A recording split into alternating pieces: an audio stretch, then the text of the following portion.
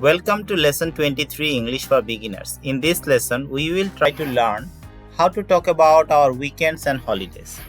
Weekend কিংবা হলিডেতে আমরা কি করি বা কিভাবে আমাদের সময় ব্যয় করি সে নিয়ে আমরা এই লেসনে শেখার চেষ্টা করব। তাহলে চলুন শুরু করা যাক। সো যে বিষয়গুলো আমাদের মাথায় রাখতে হবে উইকেন্ড এবং হলিডেজের ক্ষেত্রে সেটা হচ্ছে কি কি কাজ করি বা আমরা উইকেন্ড কখন পাই কিংবা হলিডেতে কি কি অ্যাক্টিভিটিস থাকে সেগুলো। So let's look at the example given here. Things I do on weekends and holidays. After a 5-day long work week, I have my weekend for 2 days. I always plan my holidays and weekend beforehand. তাহলে কি হলো? 5 দিনের একটা কর্মসপ্তাহের পরে I have my weekend for 2 days. আমি 2 দিনের একটা weekend পাই বা সাপ্তাহিক ছুটি পাই। I always plan my holidays and weekends beforehand. আমি আগে থেকেই আমার হলিডে এবং উইকেন্ডগুলোর প্ল্যান করে রাখি। I am a tour loving person. আমি ঘোরাঘুরি করতে বা ট্যুর দিতে বা বেড়াতে যেতে পছন্দ করি। I often go for a city break. আমি প্রায় সিটি ব্রেকে যাই, অর্থাৎ শহর থেকে কাছাকাছি শহরের বাইরে কোথাও। If I can add a day or more, যদি আরও 2-1 দিন যোগ করতে পারি, I go for a small tour to the domestic tourist spots. আরও 2-1 দিন যদি ম্যানেজ করা যায় তাহলে আমি আমাদের স্থানীয় ট্যুরিস্ট স্পট যেগুলো আছে বাংলাদেশের মধ্যে সেগুলোতে ঘুরতে যাই।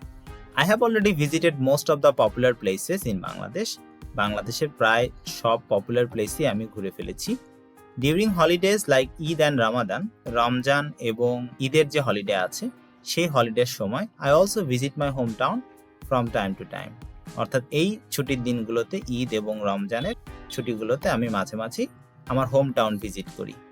I never work during my weekends. আমার উইকেন্ডের সময় আমি কখনোই কাজ করি না। I always believe in a good work life balance. Work life ব্যালেন্সে আমি বিশ্বাস করি। তাহলে আমি কোন কোন দিন ছুটি পাই বা সপ্তাহে কদিন ছুটি পাই, ছুটিতে কোথায় যাই, যদি ছুটি একটু বড় হয় সেক্ষেত্রে আমি কোথায় যাই এবং ছুটি ছোট হলে কোথায় যাই, বিশেষ ছুটির সময় যেমন ঈদ বা রমজান এই সময়টাতে আমি কোথায় বেড়াতে যাই, সে বিষয় নিয়ে বিস্তারিত আলোচনা হলো। এছাড়া আমি ছুটিতে দিনে কাজ করি কিনা সে ব্যাপারে একটা ধারণা দেওয়ার চেষ্টা করেছি। আপনারাও এই টেমপ্লেট বা এই স্যাম্পলটি কাজে লাগিয়ে আপনাদের মতো আরেকটি দেওয়ার চেষ্টা করতে পারেন। এখন দেখা যাক এই স্যাম্পলটিতে আপনারা কিভাবে কাজে লাগাতে পারেন। Things I do on weekends and holidays. তাহলে আপনারা কিভাবে দিবেন দেখেন। আপনাদের 5 ডে ওয়ার্ক উইক হতে পারে, 6 ডে ওয়ার্ক উইক হতে পারে, সেক্ষেত্রে আপনি সেটা মেনশন করবেন। I have my weekend for 2 days। আপনার যদি উইকেন্ড 1 দিনের হয় বা 2 দিনের হয় সেটা আপনি উল্লেখ করবেন। I always plan my holidays and weekends beforehand. আপনি যদি সবসময় আগে থেকে উইকেন্ড এবং হলিডে প্ল্যান করে রাখেন তাহলে সেটা উল্লেখ করেন। আর যদি না করেন সেটা বলতে পারেন আই নেভার প্ল্যান অথবা আই ইউজুয়ালি প্ল্যান, যেটা আপনার জন্য সুবিধা হয়। কখনো কখনো করেন, কখনো কখনো করেন না, সেটা বলতে পারেন।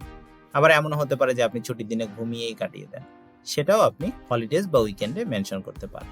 তারপর আমরা দেখি your choice doing things on the weekend. অর্থাৎ যে বিষয়গুলো আপনি উইকেন্ডে করতে পছন্দ করেন, যে কাজগুলো, সেগুলো আপনি বলবেন। Things you actually do during year holidays. হলিডেতে আপনি কি ধরনের কাজ করেন সেটা বলবেন। Your experience of some previous vacations. এর আগের ছুটিগুলোতে আপনি কিভাবে কি এক্সপিরিয়েন্স করেছেন বা কি কাজ করেছেন অথবা কি ধরনের অ্যাক্টিভিটি করেছেন সেটা উল্লেখ করতে পারেন। The other things you may also do during year weekends. ছুটির দিনগুলোতে অন্য আরও কোনো কাজ যদি করেন আপনি সেটাও উল্লেখ করতে পারেন। পরবর্তীতে আপনি ছুটির দিনে কখনোই কাজ করেন না নাকি মাঝে মাঝে ছুটির দিনেও কাজ করেন সেটি উল্লেখ করতে পারেন। এবং আপনি আপনার ওয়ার্ক এবং লাইফ নিয়ে কি ধরনের বা কেমন অনুভব করেন বা আপনার এই ব্যাপারে অনুভূতি কি, কেমন ফিল করেন সেটিও উল্লেখ করতে পারেন। লক্ষণীয় বিষয় হলো এখানে আপনার ওয়ার্ক রিলেটেড ডিসকাশন কম হবে। এখানে আপনি আলোচনা করবেন আপনি ছুটির দিনে কি করেন এবং কি ধরনের কাজ করতে পছন্দ করেন। অ্যাক্টিভিটিগুলো উল্লেখ করতে পারলে আপনার বর্ণনাটি হেল্পফুল হবে।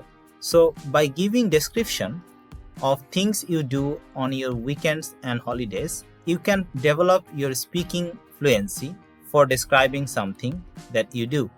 সো বিভিন্ন টপিকে যখন আপনি একটু একটু করে প্রতিদিন কথা বলার অভ্যাস করবেন এরকম টপিকগুলোতে, আশা করা যায় একটা সার্টেন টাইম পর বা একটা নির্দিষ্ট সময় পর রেগুলার প্র্যাকটিসের মাধ্যমে আপনার স্পিকিংটা বেশ খানিকটা উন্নত হয়ে যাবে এবং আপনি ন্যাচারালি বা কমফোর্টেবলি ভালো স্পিকিং করতে পারবেন।